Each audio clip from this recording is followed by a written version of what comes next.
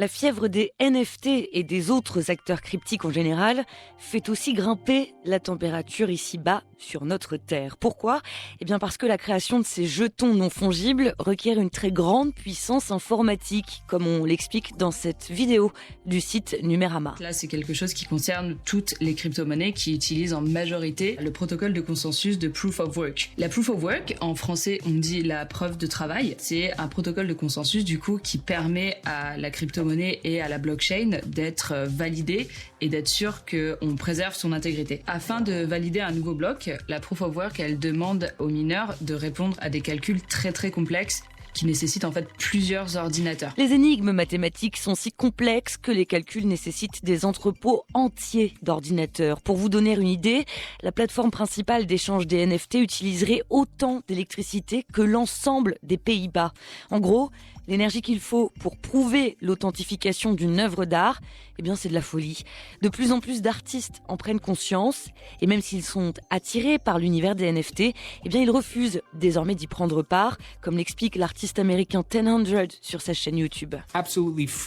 Et les choses que je lisais me faisaient flipper à propos de ce que j'avais l'intention de faire. Je suis finalement tombé sur des recherches de Memo Atken. Selon lui, une chute de NFT très similaire à celle que je prévoyais de faire avec cette vidéo a utilisé 138 272 kW d'énergie et émis 85 777 kg de CO2, ce qui équivaut à 40 ans en moyenne de consommation d'énergie des citoyens européens.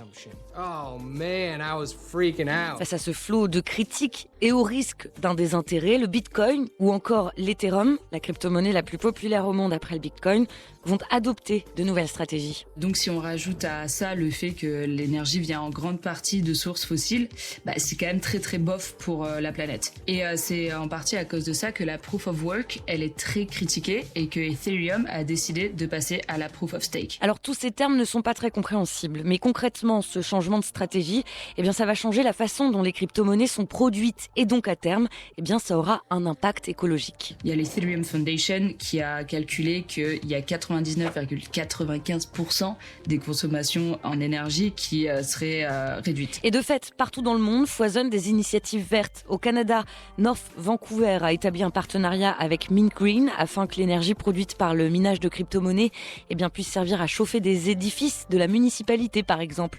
Moss, une entreprise brésilienne dédiée à la protection de l'environnement, entend quant à elle contribuer à limiter la déforestation de la forêt amazonienne en vendant des hectares de propriétés représentées sous forme de NFT. Ou encore, on pourrait citer le Zimbabwe où la société d'investissement The Sun Exchange a sollicité la communauté Bitcoin afin d'aider au financement de centrales solaires.